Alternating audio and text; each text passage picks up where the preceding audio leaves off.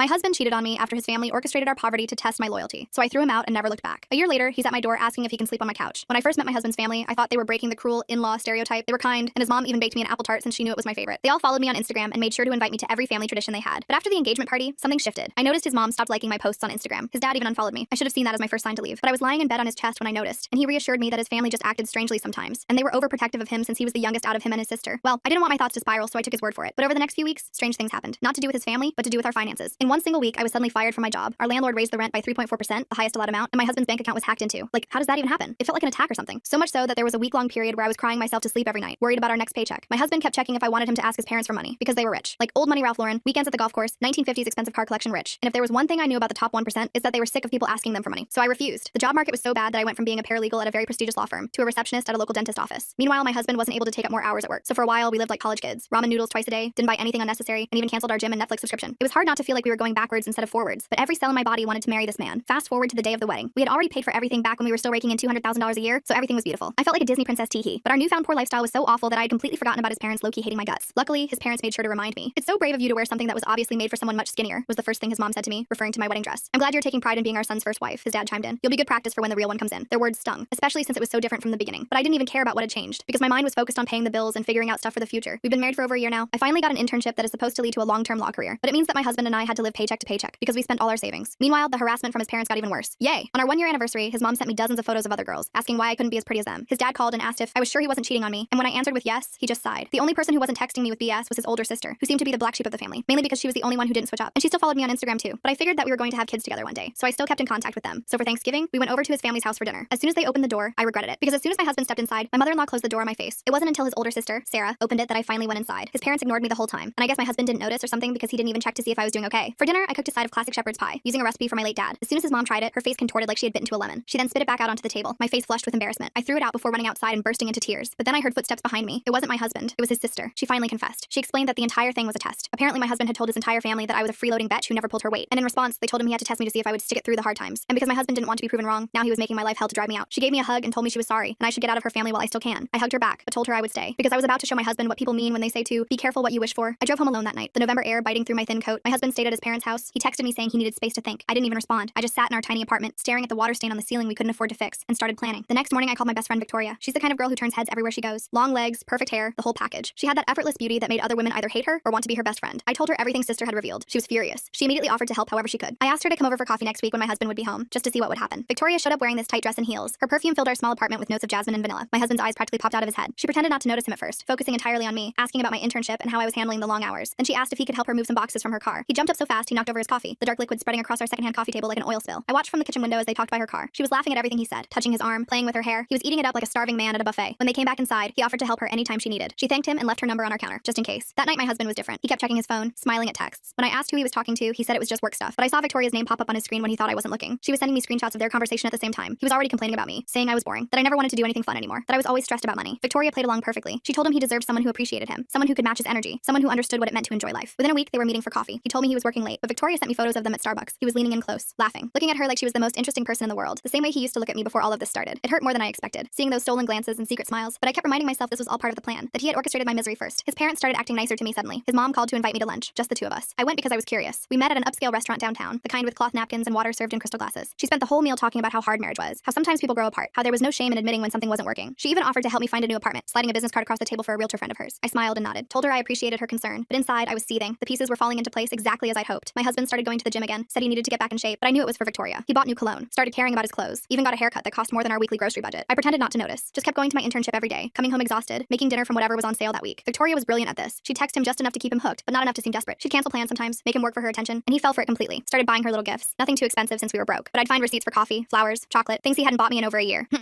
Sister called me one night while my husband was at the gym. She wanted to check on me, said she felt terrible about everything. I told her I was handling it. She warned me to be careful, said her parents could be vicious when they wanted something, that they destroyed her college boyfriend's reputation when they decided he wasn't good enough for her, made sure he couldn't get into any grad school in the state. I thanked her for the warning, but told her I had it under control. The next week, things escalated. My husband started staying out later, coming home smelling like Victoria's perfume. He'd shower immediately, thinking I wouldn't notice, but I noticed everything. The way he smiled at his phone, the way he'd quickly close his laptop when I walked in, the credit card charges at restaurants we couldn't afford. He was getting sloppy, or maybe he just didn't care if I found out anymore. His mom started showing up at our apartment unannounced. She criticized everything, the way I decorated, the food in our fridge, my appearance. One time she brought a bag of expensive clothes, said they were from her closet cleanout, but they were all 2 sizes too small. She knew they wouldn't fit, just wanted to remind me that I wasn't thin enough for her son. I thanked her politely and donated them the next day. Victoria recorded everything, every flirty text, every inappropriate comment, every time he badmouthed me. She was building a file that would destroy him, but we needed him to cross that final line, to actually cheat, not just emotional stuff, something undeniable. So she suggested they meet at her place to watch a movie. Just as friends, of course. He agreed immediately. That night, I told him I was going to a study group for my internship. He barely looked up from his phone when I left. I drove to Victoria's apartment complex and parked where I could see her door. Watched him arrive with a bottle of wine. Saw him check his hair in the car mirror before going in. My hands were shaking. Not from sadness, from anticipation. This was it. Victoria had cameras set up in her living room. Nothing creepy. Just for security, she'd tell him if he asked. But he didn't ask. He was too busy trying to impress her. They drank wine. Sat closer and closer on the couch. He told her how unhappy he was. How I'd changed. How I wasn't fun anymore. How his parents never liked me anyway. Victoria sympathized. Touched his hand. Leaned in when he talked. And then he kissed her. She let it happen for about 10 seconds. Long enough for the cameras to catch everything. Then she pulled away. Told him this was wrong. That he was married. That she couldn't do this to me. He tried to convince her. Said his marriage was basically over anyway. That I probably wouldn't even care. That his parents would help him with the divorce. Victoria recorded all of it on her phone. Every pathetic excuse. Every lie about me. She kicked him out gently. Said she needed time to think. He left looking defeated but hopeful. Like maybe she'd change her mind. I was already home when he got back. Pretending to study. He kissed my forehead and said he was tired. Went straight to bed. I stayed up looking at the videos Victoria had sent. Watching my husband betray me in high definition. It should have hurt more. But all I felt was satisfaction. The next morning, I made his favorite breakfast. Eggs over easy. Crispy bacon. Fresh orange juice. He was suspicious but pleased. Kept checking his phone for messages from Victoria. She was ignoring him now. Part of the plan. Make him desperate. Make him sloppy. He left for work distracted. Didn't even say goodbye properly. I spent the day preparing. Printed out all the text messages. Downloaded all the videos. Organized everything chronologically. Then I called sister. Asked if she wanted to get coffee. She met me at a small cafe near my internship. I showed her everything. Her face went pale. Then red. Then furious. She said she knew her brother was an idiot, but she didn't think he was this cruel. I told her what I planned to do next. She nodded. Said she'd support me however she could. That evening, I confronted my husband. Calmly. No screaming. No crying. Just laid out all the evidence on our kitchen table. His face went through so many emotions. Shock. Denial. Anger. Fear. Finally, panic. He tried to explain. Said it meant nothing. That Victoria came on to him. That he was confused. That his parents had been pressuring him. I just sat there, sipping my tea, letting him dig his own grave deeper and deeper. Then I said the word he was dreading. Divorce. He actually fell to his knees. Started begging. Said his parents would tell him. That this would ruin everything. That they'd cut him off. That he'd have nothing. I told him that wasn't my problem anymore. He grabbed my hands. Promised to change. To go to counseling. To cut off contact with his parents. To be the husband I deserved. I pulled my hands away and walked to the bedroom. Locked the door. Let him sob in the kitchen. His parents called within an hour. His mom screaming. His dad threatening. They said I was a gold digger. That I'd never get a penny. That they'd make sure I regretted this. That they had lawyers who would destroy me. I hung up and blocked their numbers. But they kept finding ways to contact me. Through email. Through my work. Through mutual friends. The messages got nastier. More threatening. They said they'd make sure I never worked in law again. That they'd ruin my reputation. That no one would believe a poor nobody over their precious son. But they didn't count on Victoria being such a good record keeper. She had screenshots of their son admitting his parents never liked me. Videos of him saying they wanted him to test me. Proof that this whole thing was orchestrated. Their threats started to sound hollow when faced with evidence of their own manipulation. My lawyer, a friend from my internship, said we had a solid case. Especially with sister willing to testify about her family's pattern of behavior. The divorce negotiations were brutal. His parents hired a team of expensive lawyers. They tried everything. Said I was having an affair. That I was mentally unstable. That I'd hidden assets. But every accusation fell apart when examined. Meanwhile, Victoria kept feeding me information. My husband was still texting her. Still trying to win her over. Still saying horrible things about me. Every message strengthened my case. They tried to buy me off. Offered me $50,000 to go away quietly. To sign an NDA. To pretend none of this happened. I laughed. Told them I wanted half of everything, including spousal support. They said I was delusional. That I'd never see a dime. But my lawyer reminded them about the evidence. About how this would look in court. A rich family destroying their daughter-in-law's career to test her loyalty. The media would eat it up. Suddenly they were more willing to negotiate. We settled for a lot more than $50,000. Enough to pay off my student loans. Enough to get a decent apartment. Enough to actually breathe for the first time in over a year. My husband looked broken at the final meeting. His parents flanked him like bodyguards, glaring at me. But I just smiled. Signed the papers. Walked out with my head high. The divorce was finalized on a Tuesday. By Wednesday, my ex was texting me. Said he made a mistake. That his parents had cut him off. That Victoria wouldn't return his calls. That he had nothing left. I didn't respond at first. Let him stew in his own misery. But then he showed up at my new apartment, looking pathetic, thin, unshaven, his expensive clothes wrinkled and stained. He begged me to take him back. Said he'd do anything. That he realized I was the only one who ever really loved him. That his parents were toxic. That he should have stood up for me. I let him talk. Let him cry. Then I made him an offer. He could stay with me, but things would be different. He'd have to earn his keep, follow my rules, prove he changed. He agreed immediately. Desperation making him blind to the trap. I moved him into my spare room, a tiny space barely big enough for a twin bed. Gave him a list of chores, cooking, cleaning, laundry, everything I'd done when we were married. He did it all without complaint at first. Grateful just to have a roof over his head. His parents had completely disowned him. Wouldn't even take his calls. Said he was dead to them. The golden boy had fallen hard. I made sure he experienced everything I had. Criticized his cooking. Said the pasta was overcooked. The chicken was dry. The vegetables were mushy. Compared him to other men constantly. Mentioned how my coworker Daniel was so successful. How my neighbor Frank was so handy around the house. How my trainer Jason was in such great shape. Watched his confidence crumble day by day. He got a job at a call center. Minimum wage, long hours, angry customers. He'd come home exhausted and still have to make dinner. I'd eat in front of the TV. Barely acknowledge his presence. Sometimes I'd have friends over. Make him serve us drinks. Introduce him as my roommate. Never as my ex-husband. The shame in his eyes was delicious. Sister started coming over more often. We'd become close through all of this. She'd never had a real friend in her family. They'd isolated her just like they'd tried to isolate me. We'd spend hours talking about growing up in that toxic environment. How her parents had controlled every aspect of her life. How they'd sabotaged her relationships. How they'd kept her dependent on their money. She was finally seeing a therapist, working through decades of manipulation. Sister had recently gained control of her trust fund. Her grandmother had set it up to transfer to her at 30, and her parents could no longer block it. My ex hated when sister visited. She'd ignore him completely, act like he wasn't even there. Sometimes she'd talk about him like he wasn't in the room. Remember when he wet his pants at Jeffrey's birthday party? Remember when he cried because Amy wouldn't dance with him at prom? Remember when he failed his driving test 3 times? Small humiliations that added up, death by 1,000 cuts. I started dating again. Nothing serious, just coffee dates, dinners, movies. I'd make my ex help me get ready, ask his opinion on outfits, make him zip up dresses, watch him die inside as I left for dates with other men. He never said anything, never complained, just did what he was told. The fight had gone out of him completely. His parents had raised a man who couldn't function without someone telling him what to do. Now that someone was me. The call center fired him after 3 months. Said he wasn't meeting quotas. He came home in tears, begged me not to kick him out. I told him he had 1 week to find something else. He applied everywhere. Fast food, retail, warehouses. Finally got hired at a grocery store, night shift, stocking shelves. He'd leave for work when I was going to bed, come home when I was leaving for my job. We barely saw each other, which was fine by me. His health started declining. The stress, the poor diet, the lack of sleep. He developed dark circles under his eyes, lost weight, started looking older than his years. Nothing like the confident man I'd married. His parents had created a monster, then abandoned him when he'd served his purpose. Now he was my monster, and I was making sure he knew exactly how it felt to be powerless. Sister and I grew closer. She started confiding more about her childhood, the pressure, the expectations, the constant criticism, how her parents had made her feel worthless unless she was perfect, how they'd threatened to cut her off every time she disappointed them, how they'd used money to control every decision. She'd never been allowed to be herself, always had to be the daughter they wanted, the perfect princess in their perfect family. She told me about the time she wanted to study art. Her parents laughed, said art was for poor people, made her major in business instead. She showed me her sketches, hidden away for years. They were beautiful, raw, emotional, all the pain she'd never been allowed to express. I encouraged her to start painting again, helped her set up a small studio in her apartment, watched her come alive when she held a brush. My ex's parents tried to contact me again, through their lawyer this time, said they wanted to discuss a family matter. I agreed to meet them at their lawyer's office. Neutral ground. They looked older, tired, the perfect facade cracking. They wanted to know about their son, how he was doing, where he was living. I told them he was fine, left out the details. They offered me money for information. I declined. They threatened to sue for harassment. My lawyer shut that down quickly. The truth was, they missed their puppet. Without my ex to control, they turned on each other. Sister told me they were fighting constantly, blaming each other for how things turned out. Her mom had started drinking more. Her dad was spending more time at the office. The perfect family was falling apart, and they wanted someone to blame, someone who wasn't them. I started documenting my ex's time with me. Photos of him doing chores, videos of him apologizing, audio recordings of him admitting what he'd done, building my own file, just in case. He was too broken to notice, too focused on surviving each day, on earning enough for his share of groceries, on staying in my good graces, on not being thrown out on the street. One night he broke down completely, sobbing on the kitchen floor, saying he was sorry, that he'd ruined everything, that he'd been so stupid, that his parents had poisoned him against me, that he never deserved me, that he wished he could take it all back, go back to the beginning, do everything differently, be the husband I'd needed, the partner I deserved. I let him cry, didn't comfort him, just watched, waiting. When he finally stopped, I sat down across from him, told him the truth, that he'd made his choices, that he decided to test me instead of trust me, that he'd chosen his parents over his wife, that he'd tried to break me for their approval, that he'd lost everything because he'd gambled with my life, and that now he was experiencing exactly what he'd put me through: the fear, the humiliation, the powerlessness, the constant anxiety about tomorrow. I told him about every night I'd cried myself to sleep, worried about money, about our future, about why his family hated me, how I'd blamed myself, thought I wasn't good enough, wasn't pretty enough, wasn't rich enough, how I'd nearly broken under the pressure, how I'd considered leaving, giving up, letting them win, but how I decided to fight back instead, to show them exactly who they were messing with. He asked what would happen now, if I was going to kick him out, if this was the end. I told him he could stay for now, but that things would never go back to how they were, that he'd burned that bridge, that trust, once broken, could never be fully repaired, that he'd have to live with the consequences of his choices, just like I'd had to live with the consequences of trusting him. Sister came over the next day with news. Her parents were getting divorced. Her mom had found out about an affair. Her dad had been seeing his secretary. Classic. The perfect family exposed as a lie. She seemed relieved, said maybe now she could have a real relationship with them, or maybe not, but at least the pretense was over. The masks were off. Everyone could see who they really were. She also brought a check, said it was from her trust fund, money her grandmother had left her that she'd finally gotten access to when she turned 30. Her parents had blocked it before, but now she had full control. She wanted to share it, to help me really start over. I tried to refuse, but she insisted, said I'd saved her, shown her what her family really was, given her the courage to break free, that this was the least she could do. The check was substantial, more than substantial, life-changing. I stared at it, thought about all the ramen dinners, the canceled subscriptions, the secondhand clothes, the constant worry, the weight that had lived on my chest for 2 years, and now, just like that, it could be gone. I could breathe, really breathe. For the first time since this all started, I accepted the check, hugged Sister tight. We both cried. Not sad tears, happy ones, free ones. We'd survived the worst her family could throw at us, and we'd come out stronger, bonded by shared trauma, by mutual understanding, by the knowledge that we'd never let anyone control us again, that we'd never sacrifice ourselves for someone else's approval, that we were enough, just as we were. That night, I told my ex he had to leave. His month was up. He'd experienced enough, learned his lesson, or hadn't. I didn't really care anymore. He packed his few belongings, looked around the apartment one last time, thanked me for letting him stay, for showing him mercy, even if it hadn't felt like mercy, even if it had felt like justice. He understood now, what he'd done, what he'd lost, who was really to blame. He asked if we could stay in touch. I said no. This chapter was over. We both needed to move on, build new lives, better lives, without the poison of his family, without the weight of our history. He nodded, understood, left quietly. No drama, no begging, just acceptance. The man who'd entered my apartment broken was leaving broken in a different way, but maybe, hopefully, broken in a way that could be rebuilt into something better, someone better. I used Sister's money wisely, paid off debts, put some in savings, invested in my future, started therapy to deal with everything I'd been through, the trauma, the betrayal, the gaslighting, the recovery. My therapist said I was remarkably resilient, that most people would have crumbled, but I'd found a way to turn pain into power, to transform victimhood into victory, to write my own ending. Sister and I became business partners. She designed. I handled the legal side. We started small, custom pieces for friends, word of mouth, but her talent was undeniable. Soon we had real clients, a waiting list, a studio space, employees. We were building something, not just a business, a life, a future, free from toxic families, free from manipulation, free from the need for anyone's approval but our own. My ex reached out once, through a mutual friend, said he was doing better, had his own place, a steady job, was in therapy, was trying to understand how he'd become the person who could hurt someone he claimed to love. I didn't respond, but I hoped it was true, that he was growing, changing, becoming someone who wouldn't repeat his mistakes, someone who could have a healthy relationship with someone else, someone new, someone who didn't know what he was capable of. His parents never recovered. The divorce was messy, public, humiliating. Everything they tried to avoid. Their friends chose sides. Their reputation crumbled. Their perfect image shattered. They'd spent so much time and energy trying to control their children's lives. They'd forgotten to pay attention to their own. And when the facade finally fell, there was nothing underneath. Just two miserable people who'd never learned to love without conditions. Sister told me they'd tried to reconcile with her, separately. Each parent wanting her loyalty, her money, her forgiveness. She gave them none of it. Set boundaries. Demanded respect. Required them to earn any place in her life. They couldn't handle it. Weren't equipped for a relationship they couldn't control. So they faded away. Moved to different cities. Started over. Pretended their children didn't exist. It was easier than admitting their failures. A year later, I was promoted at the law firm. Full attorney, good salary, respect. Everything I'd worked for. Everything that had been taken from me, but earned this time. Not given. Not dependent on anyone else. Mine. My success. My achievement. My future. I celebrated with Sister and Victoria. My chosen family. The people who'd stood by me. Who'd helped me fight. Who'd never asked me to be anything but myself. We toasted to survival. To justice. To karma. To the power of women supporting women. To the danger of underestimating someone just because they're kind. Just because they're struggling. Just because they seem weak. We were none of those things. Not anymore. We were forged in fire. Tested by cruelty. And we'd emerged stronger. Smarter. Fiercer. Ready for whatever came next. Sometimes I think about that girl who met her husband's family for the first time. Who thought they were breaking the in-law stereotype. Who trusted. Who hoped. Who believed in love conquering all. I want to warn her. Tell her to run. To see the signs. To protect herself. But I can't. Because she needed to go through this. To learn. To grow. To become who I am now. Someone who knows her worth. Who sets boundaries. Who doesn't accept less than she deserves. The betting pool his family had started was never officially resolved. But I knew who won. I did. Not by staying married. Not by proving them wrong about my commitment. But by proving them wrong about my strength. My resilience. My ability to survive their worst and come out better. They'd bet on my breaking point. But they'd underestimated one crucial thing. Sometimes the person who breaks is the one who learns how to rebuild. Stronger. Better. Unbreakable. I watched my ex walk out that door and felt nothing. Just empty. Good empty though. Like when you finally clean out that junk drawer that's been bothering you for years. Sister came over the next morning with coffee and donuts. We sat on my couch and didn't even mention him. Just talked about our business plans. She had this idea for a whole collection inspired by toxic families. Dark, but beautiful. I loved it. The law firm was keeping me busy. 60-hour weeks sometimes. But I didn't mind. I was learning so much. My supervisor Daniel was this older guy who'd been practicing for 30 years. He took me under his wing, taught me tricks they don't teach in school, how to read people, how to spot lies, how to build cases that were bulletproof. I soaked it all up like a sponge. My ex's parents tried one more power play. They contacted my employer, told them I was unstable, that I'd manipulated their son, that I couldn't be trusted with clients. My boss called me into his office. I thought I was done, but he just laughed, showed me the email, said anyone who wrote that desperately was clearly projecting, told me to keep doing what I was doing, that I had a bright future ahead. Sister's art was taking off. We got our first big commission. Some tech executive wanted a piece for his office, $20,000. We celebrated with champagne that actually had bubbles, not the flat stuff from the corner store. Real champagne. We were both crying and laughing, remembering where we'd come from, how her parents had said art was worthless, how they'd been so wrong about everything. I ran into my ex at the grocery store 3 months later. He was working register, looked healthier, cleaner, still worn down but not broken anymore. He saw me and froze. I could have gone to another line, but I didn't. Loaded my stuff on the belt, organic vegetables, good cheese, the expensive coffee I'd always wanted to try. He rang it all up without meeting my eyes. When he told me the total, his voice cracked a little. I paid and started to leave, then turned back, told him I was glad he was doing better. He nodded, said therapy was helping, that he was sorry, really sorry, for everything. I said I knew, then I left, didn't look back, didn't need to. That chapter was closed, sealed, done. Time to write new ones, better ones where I was the hero of my own story. Sister and I incorporated our business officially, Greer and Associates Art Studio. She wanted my name first, but I insisted on hers. It was her talent driving everything. I was just handling contracts and taxes and boring stuff, but she said we were equal partners, that she couldn't do it without me, that I'd saved her as much as she'd saved me. We were both crying again, happy tears becoming our thing. The studio space we rented was perfect. High ceilings, great light, room to grow. We spent a weekend painting the walls ourselves, getting covered in paint, ordering pizza, blasting music. It felt like being in college again, except better, because we were building something real, something ours, something no one could take away. My ex's mom showed up at the studio one day, alone, looking older, sadder, designer clothes hanging loose on her frame. She wanted to commission a piece. I started to say no, but Sister stopped me, took the meeting, listened to her describe what she wanted, a portrait of her family from before, when they were happy, if they'd ever really been happy. Sister quoted her triple our normal rate. She paid without blinking. We accepted the commission, but Sister struggled with it. She couldn't paint that lie. Instead, she created something else, a shattered mirror installation, each fragment reflecting a different version of truth, beautiful but broken, honest in its destruction. We delivered it with a professional invoice. She never complained, never asked for her money back. Maybe she understood. Maybe she finally saw what they'd all become. Victoria started dating someone new, a teacher named John, sweet, genuine, nothing like the guys she usually went for. She brought him to dinner one night. He was clearly crazy about her. Looked at her like she hung the moon. She seemed different too, softer, less guarded, like she could finally let someone see the real her, not the perfect facade she'd worn like armor. I was deposing a witness when I realized something. I was good at this, really good. The senior partners were starting to notice, giving me bigger cases, more responsibility. Daniel said I had instincts you couldn't teach, that I could read people, see through their masks. I wondered if I should thank my ex's family for that, for teaching me to spot manipulation, to see agendas, to never take anything at face value. Sister's therapist encouraged her to write a letter to her parents, not to send, just to get it all out. She showed it to me after, 20 pages of pain, of anger, of disappointment, of grief for the family she'd never really had. We burned it together in my sink, watched all those words turn to ash, then ordered Chinese food and watched bad reality TV. Sometimes healing looked like that, small moments, shared silence, understanding without words. The business kept growing. We hired our first employee, then our second. Young artists who reminded us of ourselves, talented but unsure. We made sure to pay them fairly, to respect their ideas, to create the environment we both craved, supportive, honest, free from manipulation, a place where people could just create, just be, just exist without constantly proving their worth. My ex sent a letter to the studio. No return address, but I recognized his handwriting. Inside was a check, not huge, but substantial for someone making minimum wage. A note said it was partial repayment for what I'd spent supporting him, that he'd send more when he could, that he didn't expect forgiveness, just wanted to make things right, whatever that meant now. I cashed the check, donated the money to a women's shelter, felt like the right thing to do. Sister met someone at a gallery opening, Susan, a curator with wild red hair and the loudest laugh I'd ever heard. Sister was immediately smitten, spent the whole night talking to her about art and life and everything in between. They exchanged numbers, started texting constantly. Sister would smile at her phone like a teenager. It was beautiful watching her learn to trust again, to open up, to believe she deserved love. The law firm offered me a promotion, junior partner track. It meant more hours, more stress, more responsibility, but also more money, more security, more proof that I'd made it, that I'd survived, that I'd built something from the ashes of my old life. I accepted immediately, called Sister from the parking lot. We screamed together over the phone, made plans to celebrate properly. My ex's dad died suddenly, heart attack at his desk, working late as always. Sister found out from a cousin, debated going to the funeral, decided against it, said she'd mourned that relationship years ago. The man in the casket wasn't her father, just someone who'd shared DNA, who'd failed at the one job that mattered, being a parent, being human, being kind. His mom fell apart after, lost the house, the cars, the status, everything she'd valued more than her children. She moved to a small apartment, started working retail. Sister ran into her once, said she looked hollow, like all the cruelty had finally eaten her from the inside out, left nothing but a shell, a cautionary tale in designer shoes she could no longer afford. I was in court when I saw him again, my ex, sitting in the gallery, watching me argue a case. I almost lost my train of thought but recovered, focused on my client, on justice, on doing my job. When I won, he was gone, but there was a note on my car, just 2 words. I'm proud. I crumpled it up, threw it away. His pride meant nothing now. I was proud of myself. That was enough. Sister and Susan moved in together, fast but right. They balanced each other perfectly. Susan's chaos and Sister's order, her loud and Sister's quiet. They turned their apartment into a mini gallery. Art on every wall, color everywhere, life bursting from every corner. The opposite of the sterile perfection Sister had grown up in. It was messy and beautiful and real. We landed a huge contract. A hotel chain wanted original pieces for their lobbies, 50 pieces, our biggest order ever. We had to hire more artists, rent more space. Suddenly we weren't just a small studio. We were a real business, with employees and overhead and quarterly taxes. It was terrifying and exciting and exactly what we dreamed of. I was leaving court when someone called my name. A woman about my age, said she was dating my ex, wanted to thank me. He'd been honest about everything, his past, his mistakes, his family. She said it helped her understand him, make informed choices, set boundaries from the start. I wished her luck. Meant it. Everyone deserved a chance to do better, to be better. Even him. Sister's art was in galleries now, real ones, with wine and cheese and people who actually bought things. Her pieces sold for thousands, each one a piece of her story, her pain transformed into beauty, her trauma into truth. Critics called her work raw, honest, uncomfortable. She loved that. Said art should disturb, should make people think, should refuse to be polite. The studio won an award, best new business. We had to give a speech. Sister froze. Public speaking was still hard for her, so I did most of the talking. Thanked our employees, our clients, each other. Didn't mention the journey, the pain that birthed this success. Just focused on the future, on growth, on continuing to create space for artists to thrive. My ex's new girlfriend reached out again. They were getting married. He wanted to invite me, to show there were no hard feelings, to prove he'd changed. I declined politely, wished them well, but that door needed to stay closed. Some bridges couldn't be rebuilt. Shouldn't be. The past was the past. I had no place in his future. He had no place in mine. Sister's mom tried to reconnect one last time. Showed up at the studio with flowers, apologies, tears. Sister let her talk, then calmly explained her boundaries. Weekly therapy together if she wanted any relationship. No money talk, no criticism, no manipulation. Her mom agreed to everything. Lasted 2 sessions. Couldn't handle hearing how her actions had affected her daughter. Disappeared again. Some people couldn't change. I made full partner at 32, youngest in the firm's history. Daniel threw me a party, said I'd earned every bit of it, that I had the rare combination of intelligence and empathy, that I fought for my clients like they were family, because I knew what it felt like to be powerless, to need someone in your corner, to deserve justice and struggle to find it. The money was good now, really good. I bought a house, nothing fancy, just mine. 3 bedrooms, a real kitchen, a garden, space to breathe, to exist, to just be. Sister helped me decorate. We painted one room purple just because we could, because no one could tell us it was too bold, too much, too anything. It was perfect. It was mine. It was home. We opened a second studio location, then a third. Started a scholarship program for young artists from difficult backgrounds. Kids who'd been told art wasn't practical, wasn't valuable, wasn't for people like them. We proved them wrong. Gave them space, supplies, support, everything we'd wished we'd had. Watched them bloom, create, believe in themselves. My ex sent one final letter. Said his wife was pregnant, that he was going to be a father, that he promised to do better, to break the cycle, to love unconditionally, to support dreams instead of crushing them, to be the parent his parents never were. I actually smiled reading it. Maybe people could change. Maybe pain could teach. Maybe some stories could have happy endings. Sister married Susan in our first studio. Small ceremony, just close friends. People who'd earned their place in our lives, who'd proven themselves, who loved without conditions. I officiated, cried through the whole thing. Happy tears, always happy tears now. Watched Sister glow. Watched her believe in forever again. Watched her choose love over fear. We were cleaning the studio late one night when Sister asked if I ever regretted it. Everything that happened, how it started, how it ended. I thought about it, really thought about it, then shook my head. No regrets, just lessons, just growth, just the exact journey I needed to become who I was meant to be. Strong, successful, free. The business thrived. Our artist won awards, got gallery shows, made careers. We built something that mattered, that lasted, that helped people. The opposite of everything her family had represented. Creation instead of destruction. Support instead of sabotage. Love instead of control. We'd won by refusing to play their game, by writing our own rules, by choosing ourselves. I kept the betting pool text, his mom's cruel message about wagering on our marriage, framed it, hung it in my office, a reminder of where I'd been, what I'd survived, what I'd overcome. Clients sometimes asked about it. I'd just smile, tell them it was motivation, proof that the best revenge was success, that living well was the ultimate victory. 5 years later, we were everything they said we'd never be. Successful, happy, thriving, free. The family that had tried to break me was broken. The marriage they'd bet against was over, but I'd won anyway. Won my freedom, my dignity, my future, my life. They'd thought they were so smart, so powerful, so in control. They'd been wrong about everything. About me, about Sister, about what really mattered. I still see Sister every day. We built an empire on the ashes of their cruelty, turned pain into power, trauma into triumph. We saved each other, lifted each other, chose each other. The family we'd made was stronger than the one she'd been born into, because we'd chosen it, fought for it, earned it. Blood meant nothing. Love meant everything. And we had that, finally, fully, forever. The betting pool was over. The house had lost. We'd all won by walking away, by choosing ourselves, by refusing to be what they wanted, by becoming who we really were. Strong, creative, unbreakable, free. They'd bet against us, we'd bet on ourselves, and we'd been right. We'd been right all along.